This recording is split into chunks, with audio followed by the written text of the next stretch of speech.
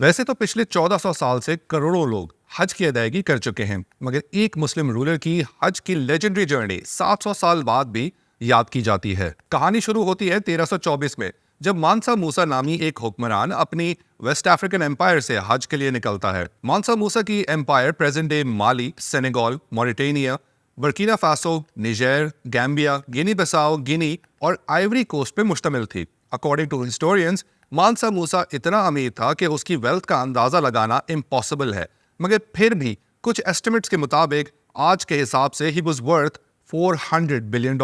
Be B C کے ایک news article کے مطابق جب موسیٰ اپنی ریاست سے 700 سال پہلے حج کرنے نکلا تو اس کے ساتھ 60,000 لوگ تھے، جس میں Royal court officials, soldiers, merchants اور 12,000 غلام شامل تھے۔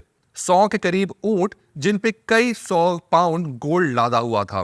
مالی امپائر اس وقت گولڈ اور سالٹ کے ذخائر سے مالا مال تھی۔ ویسے اگر دیکھا جائے تو پاکستان بھی تو گولڈ اور سالٹ کے ذخائر سے مالا مال ہے۔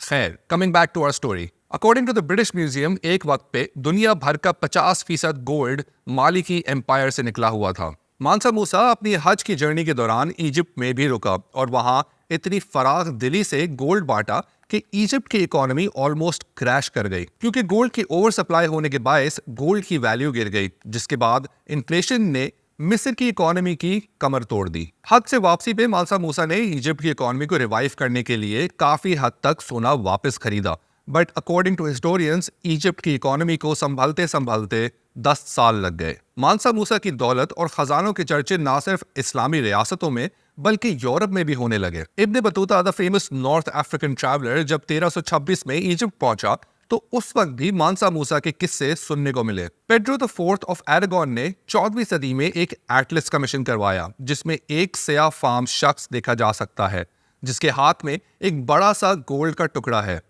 یہ شخص مانسا موسیٰ ہے، آج تک کی تاریخ کے امیر ترین شخص، اور اس کے حج کی جرنی کے دوران اخراجات کی کہانی اتنی ہی انٹرسٹنگ ہے جتنی کہ شاید 700 سال پہلے تھی۔